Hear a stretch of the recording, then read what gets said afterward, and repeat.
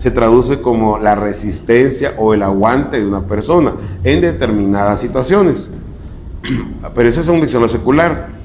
Pero la paciencia, que tiene 3 letras o tres palabras que habla la Biblia más que todo el Nuevo Testamento, es una palabra compuesta que en primer lugar dice largura de espíritu, ¿ya? Y después la segunda palabra es enojo, ira, o digamos algún tipo de sentimiento. Entonces, al unir las 2 palabras, sería como la resistencia espiritual a padecer algo, ¿verdad?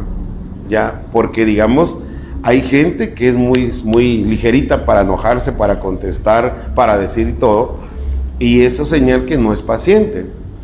Por eso es que cuando cantamos, alguna vez decimos, gócese, alégrese los hijos del Señor, pero dice, no ha hecho con nosotros conforme a lo que hacemos, ¿verdad? Porque si Dios hiciera conforme a lo que hacemos, estaríamos o muy castigados todos los días, o simplemente no estaríamos aquí. De tal manera de que entonces, como entendemos que Dios es paciente y un fruto de la paciencia lo va a formar en nosotros. Pero acuérdese que le hablé del término secular, que es la resistencia, porque hemos hablado de que es muy diferente aguantar y resistir sin formar carácter, porque puede hacer que la gente al final supere esa etapa de crisis, pero queda amargado. Y eso es lo que le pasa a mucha gente cristiana. Yo sé que aquí tal vez hay gente que no identifica bien la amargura, pero yo les puedo decir, amadísimos hermanos, que aquí entre nosotros hay mucha gente amargada. Y no estoy hablando que porque carguen la cara arrugada, es normal. Ya, siento que hay mucha gente que está amargada porque, digamos, o fue una persona muy impaciente para hacer las cosas, ¿verdad, hermano? Y las hizo rápido, tomó malas decisiones y le afectó la vida. Y otra gente que solo aguantó y aguantó y aguantó, ¿ya? Y entonces la situación lo que hizo fue marcarle la vida, ¿ya? Y entonces la persona al final superó. Por ejemplo, a ver, voy a poner un ejemplo. Han habido mujeres que se han casado con hombres muy malos, muy terribles, las han golpeado, las han maltratado, han hecho cosas feas con las mujeres, y la mujer aguantó. Pero un día el hombre se murió. Entonces la mujer dirá, vaya, ya me libré, pero quedan traumadas, quedan amargadas. Entonces quiere decir que no aplicó la paciencia, sino que solo la aguante. Porque si la paciencia la tiene Dios y la paciencia está en uno de los frutos del Espíritu, entonces tendríamos que pensar, y otra cosa, en Romanos capítulo 5, que ahí tenemos también parte de nuestro decreto profético, dice, porque la aflicción, dice, produce paciencia, ¿cierto? Y la paciencia, carácter probado, ¿cierto? Y el carácter probado, la esperanza, ¿cierto? Y la esperanza, no avergüenza, ¿cierto? Entonces, ¿cómo empezó? ¿Cómo se formó la paciencia? ¿A través de qué? De las aflicciones. Aguantar, digamos, desde el punto de vista espiritual, las situaciones que estaban pasando, pero no se trataba de... Voy a poner otro ejemplo. Si usted está pasando por una situación difícil, o la pasó, y usted está día con día, aguantando, y sí, el Señor me va a sacar un día, y aguanta, y de repente, cabal, pues a los meses, o al año, a los 2 años, 3 años, 5 años, usted superó esa etapa de crisis, usted va a decir, mire hermano, no me fui de la iglesia. Sí, pero no aprendió, porque lo que tendría que haber hecho en la aflicción era ser entendido, sabio, inteligente, para saber cómo tenía que superar esa aflicción, para que usted la superara y su carácter fuera formado. Entonces hay gente que lo que hace es venir a sentarse a la iglesia y igual lo chamarrea la aflicción. Lo que mucha gente debe hacer es doblar rodillas. Ya, tienen que doblar rodillas, tienen que orar, saber orar es importante. La Biblia dice, si alguno está contento, canta alabanzas, pero dice, si alguno está triste, ¿qué tiene que hacer, hermanos? Orar.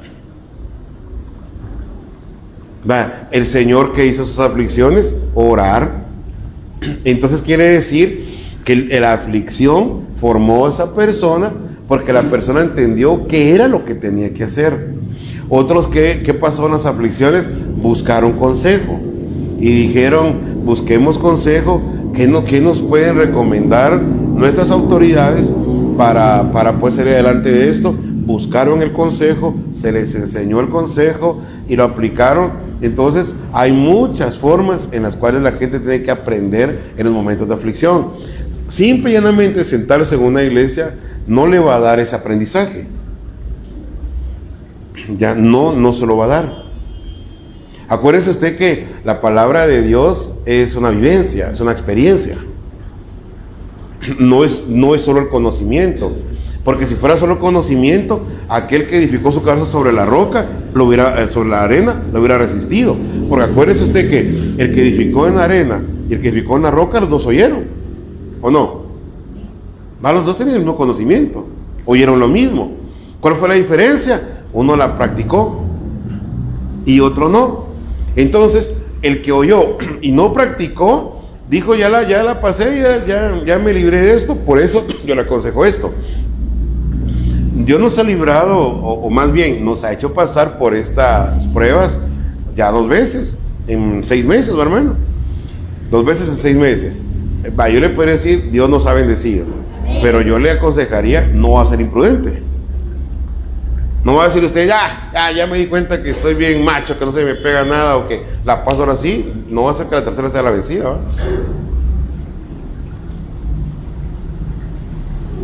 Entonces yo le aconsejaría que seamos prudentes siempre. ¿Ya? Entonces, mucha gente, hermano, digamos, no entiende. No, es como una persona que le pasó algo, pero no aprendió de eso. ¿Ya? Entonces, nosotros tenemos que entender que el Señor en sus aflicciones oraba, ayunaban incluso, hermano, y oían la palabra, oían consejo, se congregaban, y entonces empezaron a aprender con paciencia, ¿verdad? Con paciencia a esperar la respuesta de Dios. Cuando la respuesta vino, ellos ya habían crecido. Por eso la Biblia dice, pacientemente esperé en Jehová, y Él se inclinó a mí, escuchó mi clamor, y dice, me hizo sacar de la desesperación, puso mis pies sobre la roca, y lo que dice pues es esto, y puso luego en mi boca un canto de alabanza para Él. Ya, entonces lo saca de una aflicción, establece sus pies y después da fruto de labios. Entonces así es como se pasan realmente las aflicciones y todo lo que está sucediendo, que estamos superando pruebas, pero con aprendizaje, ¿verdad, hermano? Con aprendizaje. No venir y, hermano, mire, me voy a llenar de orgullo porque le decía al Señor hace unos días, líbranos de ser como Nabucodonosor, ¿va? Y creernos, yo tengo unas buenas defensas porque de repente me las baja el Señor, ¿va? O agarrar mi frasco de vitaminas. Hermano, le recomiendo esas vitaminas, mire. No sea, hermano, que... Entonces yo le decía al Señor, que no seamos como Nabucodonosor, ¿verdad? Sino que seamos como tus siervos, que te agradecen, que te alaban, que te bendicen, Señor.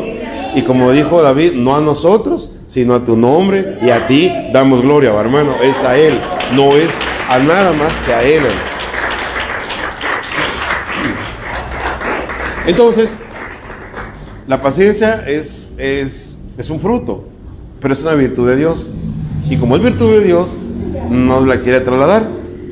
Entonces, como le dije, si usted ha pasado muchas etapas de su vida y usted dice, las pasé, hermano, pero le marcaron para mal, no aprendió nada, hermano. Entonces, tiene que aprender. Repito, lo que dice Romanos 5 es muy interesante. La aflicción produce paciencia, la paciencia carácter probado, y el carácter probado esperanza, y la esperanza no avergüenza. Entonces, en esa senda vamos. Entonces, yo me puse a pensar un día de estos en la paciencia, que la gente confunde. Por eso quiero tratar ese tema, porque la gente confunde la paciencia con la ignorancia, confunde la paciencia con la ceguera. Porque yo un día, estamos hablando con Andrés y le decía, es que si usted no se traza objetivos, que los cuales voy a enseñar el domingo, primero Dios, si no se traza objetivos, usted no va a saber por dónde va. Y como yo le decía a aquel, y el problema es que cuando una persona no sabe a dónde va a decir como, no sé ni a dónde voy, tal vez el Señor tarde en venir, o tal vez va a tardar unos cuantos años. Las vírgenes insensatas llevaban aceite, pero no suficiente. Y como yo le he dicho, tal vez usted es una persona que tiene algo, pero no lo suficiente todavía. Y tiene que aprender cómo es que se va a llenar, ya. Cómo llenarse para que si hay algo que tarde, hermano, en una oración, de una promesa, de algo que Él le ha dicho, para que usted tenga la provisión suficiente para saber esperar con paciencia. Apóstol Pedro, en el capítulo 3, en el verso 9, en la Biblia de las Américas, dice: el Señor no se tarda en cumplir su promesa, según algunos entienden la tardanza. Escuche esto, sino que es paciente para con vosotros, no queriendo que nadie perezca, sino que todos vengan al arrepentimiento. Entonces, oiga lo que está diciendo el apóstol Pedro.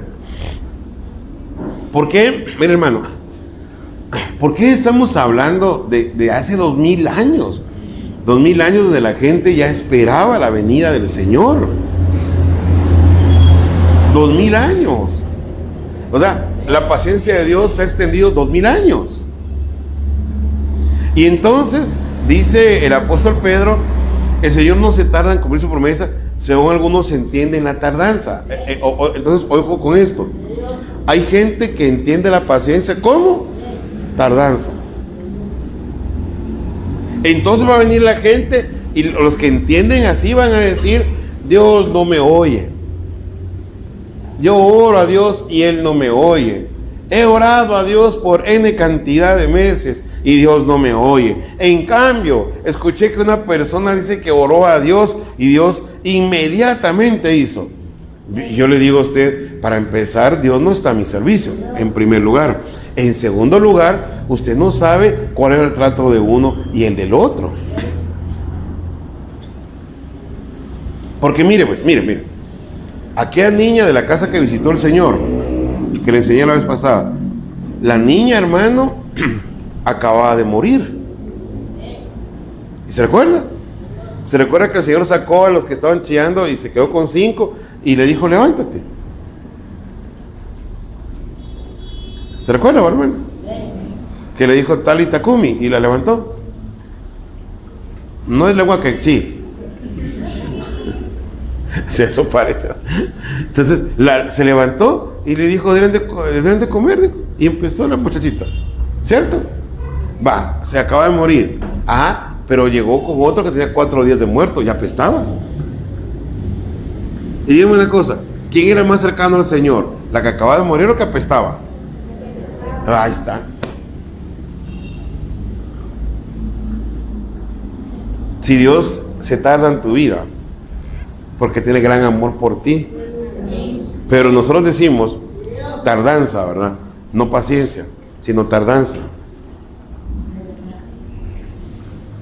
Ahí está. Entonces, miramos, por ejemplo, hermano, que le dicen al Señor: tu amigo, el que amas, está enfermo. Ah, bueno, pero vámonos para aquel lado primero. Y empezó, hermano, hizo lo que tenía que hacer. Ni siquiera creo que estaba pensando: ¿será que Lázaro se va a morir? Sino que siguió trabajando, haciendo lo que estaba haciendo. Y de repente dice: bueno, vamos porque tengo que despertar a mi amigo. ¿Cómo? Le dijeron. ¿Cómo así que se durmió? Como no entendía, le dijo: bueno, es que se murió. Y entonces llegó, secó al sepulcro y dijo: quiten la piedra. Y se acuerda que dijeron: es que ya hiede. Pero era su amigo. Yo me imagino que si a Lázaro le han contado la historia, han dicho: fíjate que el Señor no te quiere. Le hubiera dicho a alguien, ¿verdad? Fíjate que aquella muchachita no pasó muerta, pero ni 3 horas. Y la fue a levantarle. Mira, vos te podriste por dentro. Vos no te sentías el olor porque estabas vendado. Nosotros sí sentíamos cómo estabas todo descompuesto ahí. Tal vez Lázaro hubiera pensado: ah, el Señor ama más a la muchachita. Pero fíjense que no, porque cuando Lázaro regresó a la vida, ya estaba en la mesa con el Señor después. Entonces, a veces uno se pone a comparar y uno dice: pero ¿por qué aquella persona pidió y rápido? ¿Por qué aquella persona pidió un trabajo y se lo dieron rapidito? ¿Por qué aquella persona oró una semana y dice que Dios le respondió? ¿Y por qué llevó meses orando? ¿Y por qué incluso hay gente que se llevó años esperando una promesa de Dios? Entonces vas a decir tú, de plano que se tardó. Pero es diferente entender tardanza a paciencia, porque la paciencia tiene un objetivo. La tardanza es un olvido. La tardanza es un olvido y la paciencia es un objetivo. Si alguien dice, hermano, ¿usted por qué vino tan tarde? Perdón, hermano, se me olvidó. Se me olvidó, fíjese que me agarró la tarde, hermano. Me quedé dormido. O sea, la tardanza es un olvido, la tardanza es irresponsabilidad, hermano. Pero la paciencia, no, la paciencia es objetiva. La paciencia es responsabilidad de la persona. Entonces uno dice, Dios se tarda. No, no se tarda. Es paciente. Y si tú alguna vez dijiste, mira hermano, ¿y por qué será que a este hermano, que yo conocí a un hermano y alguien, y estaba entregado al Señor, y mira hermano, un ratito se fue al mundo, un ratito, y se murió, hermano? En cambio, mire, este es bien terrible, hermano. Estaba en la iglesia, anda fregando y chupa y todo. Es que Dios es paciente. Y seguro que el que se fue más rápido, de plano, su proceso terminó y lo regresa. Y al otro no. Pero yo le aseguro algo, la oportunidad es exactamente la misma. Es la misma. Entonces, aquí miraban ellos y decían, es que como no vino el Señor, ya se tardó. Oiga, se tardó en cumplir su promesa. Y ojo que aquí está diciendo, se tardó en cumplir su promesa. Según algunos se entiende la tardanza. Es decir, unos entendieron la paciencia como tardanza y dijeron que Dios tardaba en cumplir sus promesas. Entonces dicen, no, de ninguna manera. Dios es paciente para con vosotros. Oiga, no queriendo que nadie perezca, sino que todos vean al arrepentimiento. Dios te ama. Dios me ama a mí. Ya, Dios ama a los que estamos aquí. A todos nos ama Dios, hermano. Entonces, como es paciente, te ha tenido paciencia. O sea, tú has tenido una actitud mala durante años.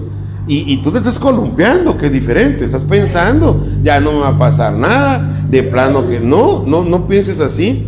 Porque vuelvo a repetir, entre más larga es la pita, el ahogón que te van a meter es más grosero que una persona que tiene la pita más corta. Es que diría una persona, no, es que mire hermano, no, yo he pasado tiempos donde ni he orado, ni esto, no me ha pasado nada. Hermano, vuelvo a repetir, dice la Biblia que Dios es paciente, paciente para con nosotros, porque Dios no quiere que nadie perezca. Mire, qué grande es Dios, hermano, y nosotros haciendo méritos para perecer, ¿va? Dejando las cosas de Dios por un lado, no crecemos, somos los mismos malos o malas de años anteriores, recibimos promesas de Dios y parece que no nos entran, sino que se nos salen, hermano, y al final estamos ya a un punto donde la gente se acomoda y dice, bueno, es que el Señor, hermano, tal vez no venga todavía. Bueno, bien va a venir, hermano, y rápidamente va a venir, se lo digo. Se lo digo. Yo sigo insistiéndole que este año va a suceder algo sumamente extraordinario para la Iglesia de Jesucristo. Y no estoy hablando de bendiciones solo, porque claro, eso se sobreentiende, sino me estoy refiriendo al hecho de que muchos cristianos van a quedar marcados por el Señor este año. Muchos. ¿Por qué? Porque aplicaron la paciencia, porque entendieron que el Señor, hermano, aunque para muchos parecía tardar, entendían que era misericordia de Dios, porque Dios no quiere que nadie perezca, sino que todos procedamos al arrepentimiento. ¿Y qué es el arrepentimiento? Cambiar la manera de pensar. Es que yo les decía el jueves, creo yo, ¿verdad? Somos muy cabezones. Nos están hablando, nos habla el Señor, nos habla, y uno sigue pensando como hace 5 años, pensando como hace 10 años, pensando igual, no cambiamos. Entonces, para poder cambiar la forma de vivir, hay que cambiar la forma de pensar. Y eso le pasó al hijo pródigo, ¿verdad? Arrepentimiento, conversión y transformación. Entonces, mire, hermano, Dios es paciente. Con sus familiares, Dios ha sido paciente. Ya le enseñamos, creo yo, en un discipulado, le enseñamos esto. Usted ha pedido por sus parientes constantemente. Usted pone una petición y usted dice, Padre, haz que mi familia se convierta, que te conozcan. Eso no podría suceder si no hay un cambio de mente. Y para que exista un cambio de mente tiene que haber un mensaje. Entonces yo le puedo decir a usted, hermano, y usted, hermana, que ha pedido por parientes, aunque no miren ellos un cambio, usted siéntase satisfecho porque su oración fue oída. Y le puedo decir algo, Dios les ha mandado cantidad de palabras por medio de personas de parte de Dios para que esas personas se vuelvan a Él. Pero como cada quien tiene una voluntad, hermano. Pero usted puede seguir pidiendo. Pero Dios ha sido paciente. Entonces, una cosa que tenemos que aprender es no confundamos la paciencia con tardanza. Es como le dije, como que Él se olvidó de mí, ¿verdad? Y no es así, hermano. Mateo 18, 26 y 27. Oiga esto, pues.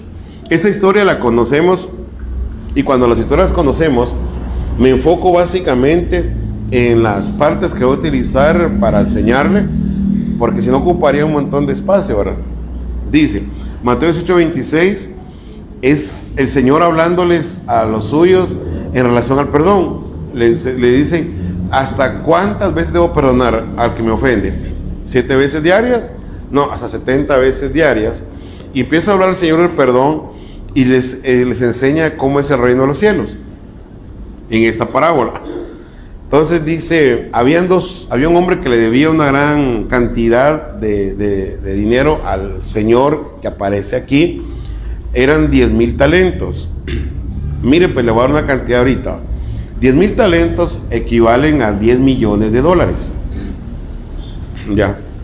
Entonces es una deuda que él tenía, ¿verdad? Como acuérdense que el salario de aquel entonces o la paga era por día. Entonces resultaba que esta persona, si lo hubieran calculado, por ejemplo, a dólar diario, entonces iba a pasar 10 millones de días. Ese era lo que él debía, ¿verdad? Se dice, cuando usted estudia esto, que como una persona puede acumular tanta deuda en una vida. Y yo me pongo a pensar, pues viendo hoy como somos, hermano, digo, no está tan difícil. ¿Cuánto le deberá usted a Dios?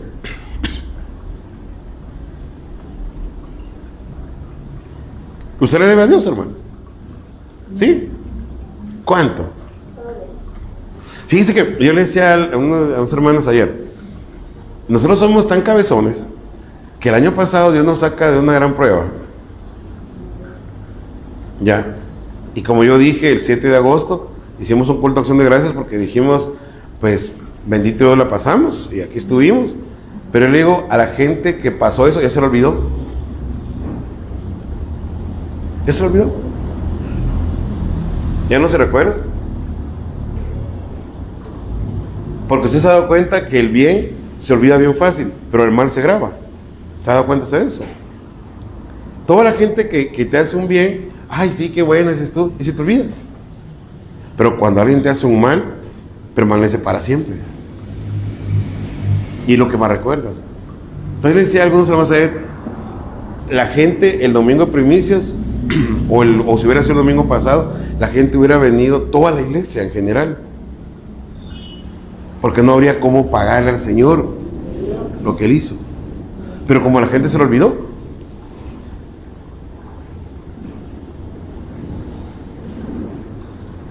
Se le olvidó. Y otros estarán diciendo, mira hermano, Omicron me hizo los mandados. Yo fui el Optimus de Omicron. Se les olvidó todo. Hermano, arrepintámonos, hombre, de veras. Arrepintámonos. Yo no veo cómo puede haber gente aquí que todo lo que Dios hace se lo olvide, hermano. $10 millones. Esa fue la conversión. Entonces la mandó a cobrar y entonces dijo que no tenía. Entonces dijo el amo de este hombre, bueno, entonces él, su esposa, sus hijos, véndanlos. No, dice que ni con la vida de no sé cuántos seres humanos se puede pagar esa deuda, no se podía. Pero como era lo único que él tenía, lo iban a tomar. Y es que una cosa que usted debe pensar también es que va a llegar un momento donde lo único que tú tengas te va a ser quitado, así como la parábola de los talentos. Recuerda que tenía uno, lo único que tenía le quitaron y se lo dieron al que más tenía. Entonces dice la Biblia, entonces el siervo cayó postrado ante él diciendo, ten paciencia conmigo y te lo pagaré. Y el señor de aquel siervo tuvo compasión y le soltó y le perdonó la deuda. Cuando el hombre le dijo $10 millones, le dijo, ten paciencia conmigo y te lo pagaré todo, ¿cuánta paciencia le estaba pidiendo al Señor? Ahora pregunto, ¿y usted cómo es con la gente que le ha hecho un mal?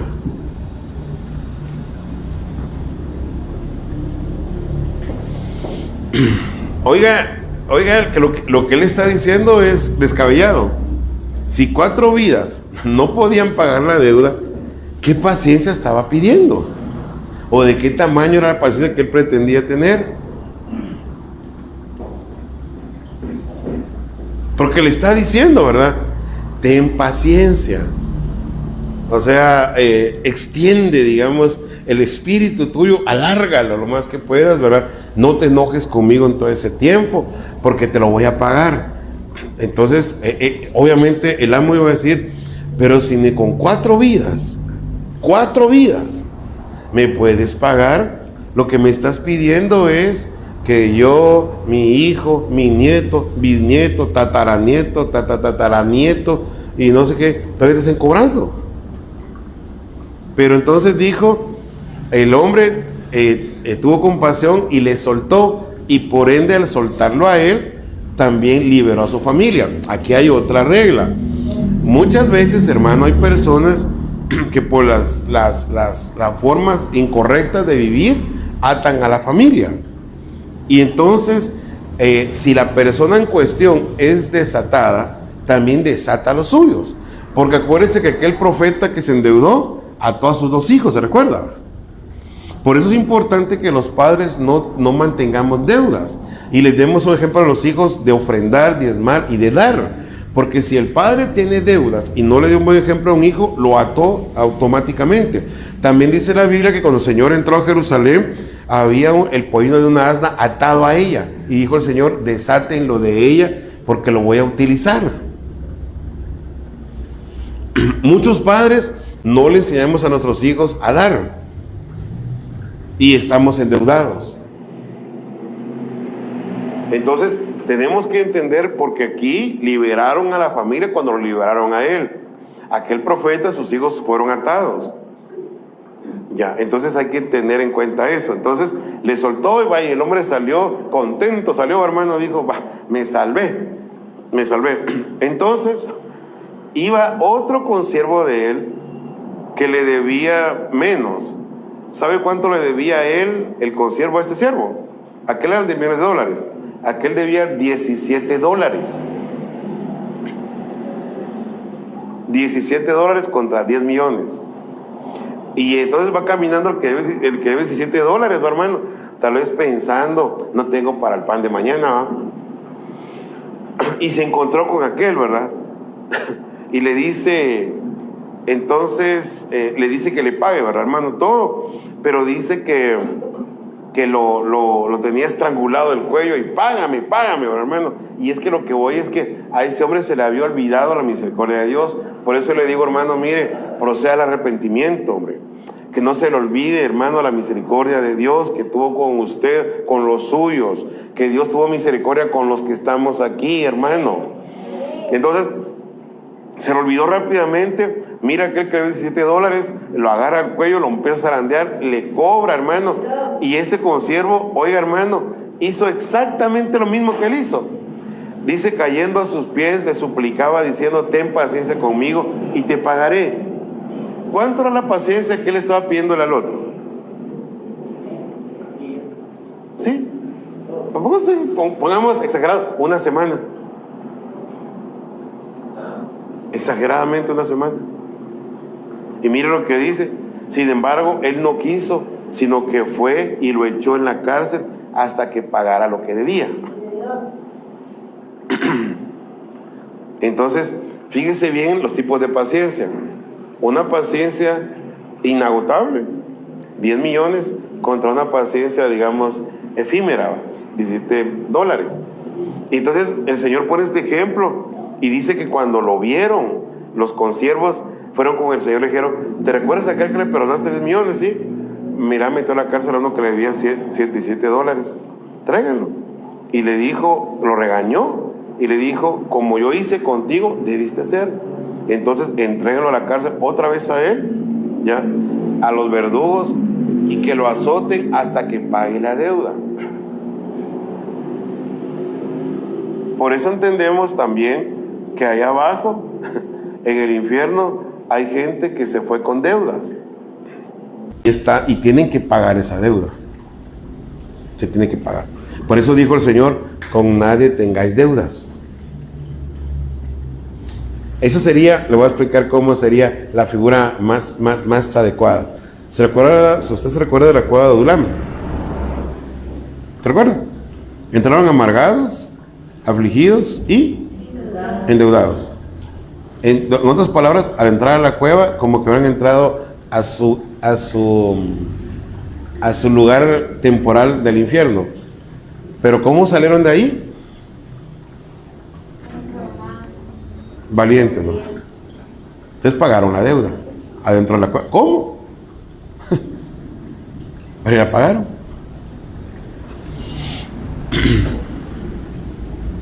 Entonces, mire, hermano, hay que entender, lo que Dios hace con nosotros es impagable. Y sin embargo nosotros a la gente la maltratamos de una manera tan terrible, hermano. Somos tan malos con Dios, con la gente.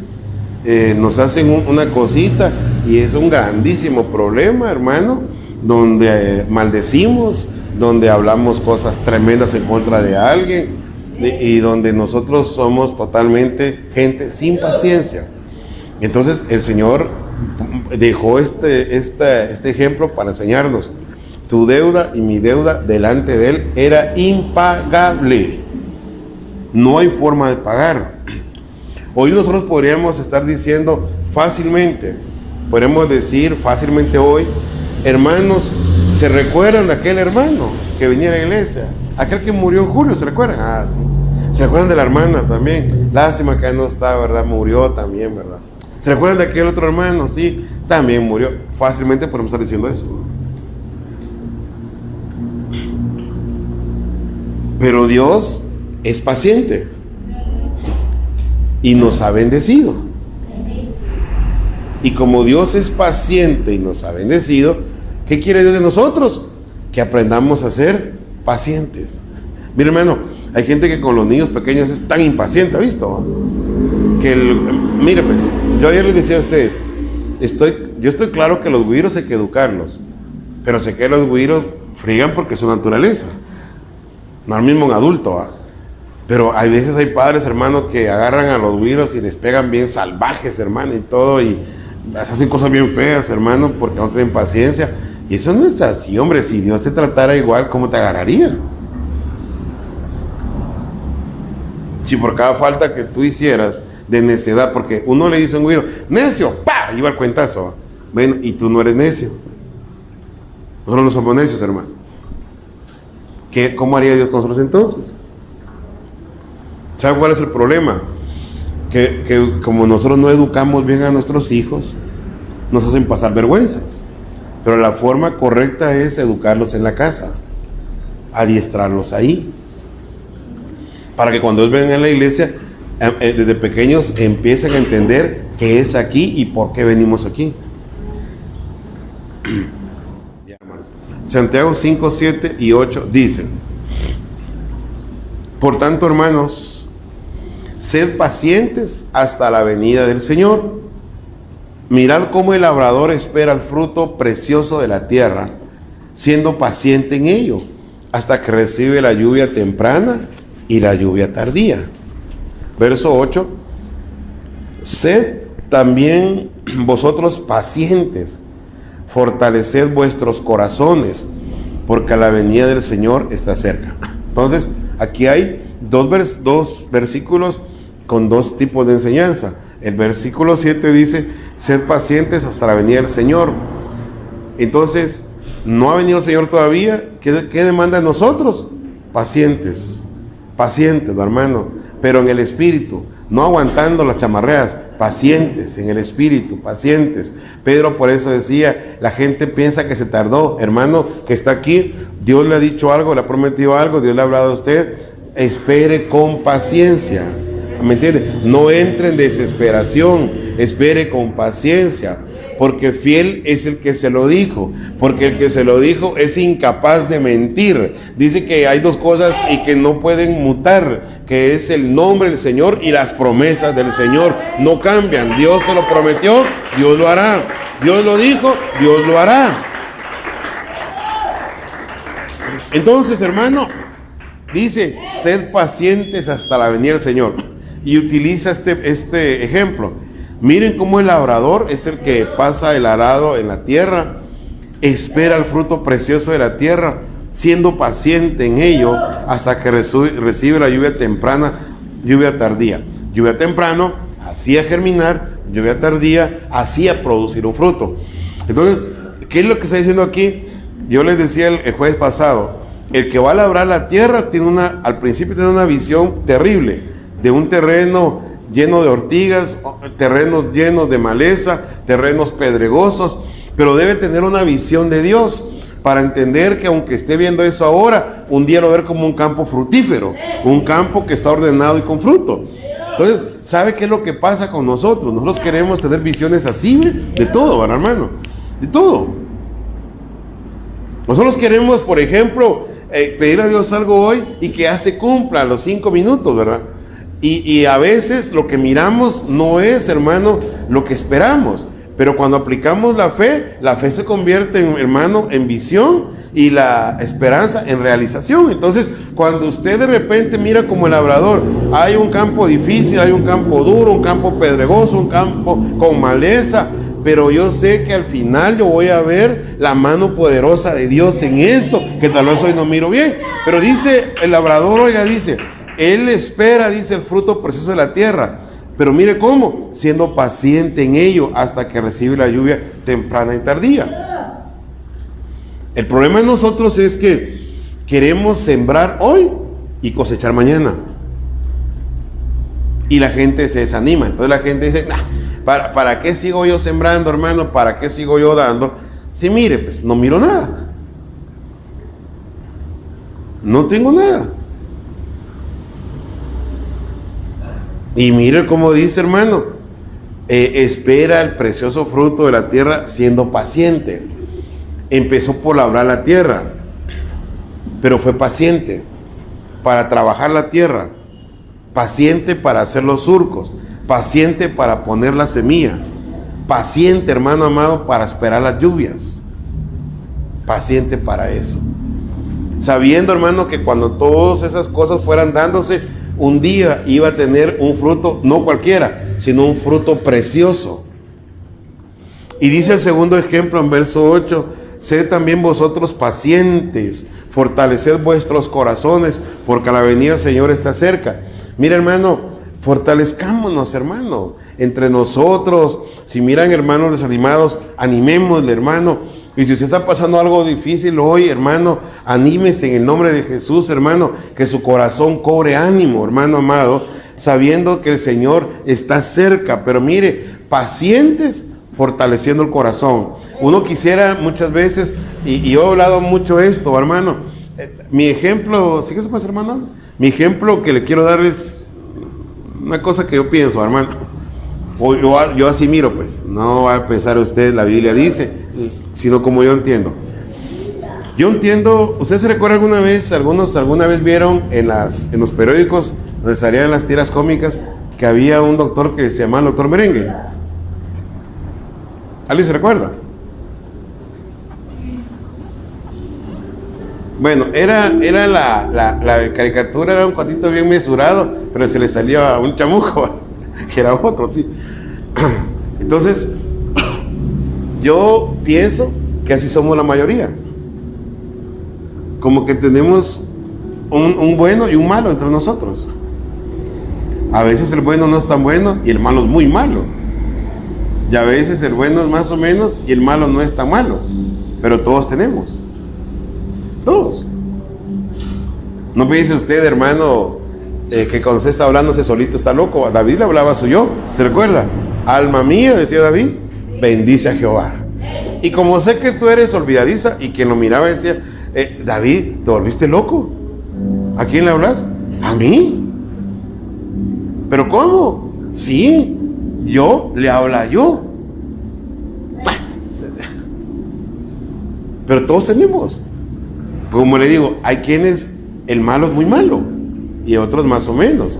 Pero todos tenemos un yo bien nefasto adentro, que solo las dificultades, en los problemas o ciertas situaciones revivo, hermano, ¡bah! Como el doctor Jekyll, va, así, ¡bah! Entonces muchas veces nosotros nos desanimamos al vernos por dentro. Y uno dice, ¿cómo puede ser que yo sea tan malo o tan mala? Yo muchas veces, años atrás, yo le dije al Señor, hace años, hermano, yo le dije al Señor, ¿por qué me escogiste tú a mí? Le decía yo. O sea, era una plática que tenía con Dios, ¿no? ¿Por qué si soy como soy tan malo por dentro? Le dije a Dios. O sea, mi alma es como es.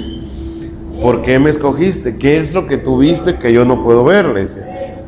Porque no tengo un alma buena, le decía. Mi alma es muy complicada, mi alma es muy compleja. Pero como Dios califica a las personas antes de darles, entonces yo entendía, hermano, que mi yo, el yo que yo tenía por dentro, tenía que ser trabajado y con paciencia esperar el resultado de Dios. A veces no somos lo que queremos ser, hermanos, pero vamos en ese camino, ¿verdad? Y a veces usted se mira y dice, sí, soy bien terrible, ¿verdad? Pero bendito Dios que estoy en el taller del alfarero, donde Él puede rehacerme otra vez, ¿verdad? Donde Él toma mi alma, donde Él examina mi alma y empieza a poner su bendita mano para formarme de nuevo. Pero tengo que aprender a ser, ¿qué? Paciente. Paciente, ¿verdad? Porque hay gente que dice, yo nunca voy a cambiar, mejor me voy. Yo nunca voy a hacer como dice la palabra, ¿para qué? Paciente, hermano. Dice, fortaleced vuestros corazones. ¿Cómo? Con paciencia. Con paciencia. El corazón es un asiento. Ahí está la voluntad nuestra. Hay que ser pacientes. Mire, Dios sigue trabajando en usted, no se desanime. Lo creo, hermano. Dios sigue trabajando en usted. Por eso la Escritura dice, y aquel que empezó la buena obra, él mismo dice, será fiel hasta completarla en vosotros. Entonces, si Dios es paciente conmigo, me tiene paciencia de cómo soy, entonces ciertamente, hermano, tienes que ser paciente también tú. Con los demás, contigo, a esperar el resultado de las promesas de Dios. Ser paciente, hermano, en estos tiempos de dificultad, y Dios te va a levantar.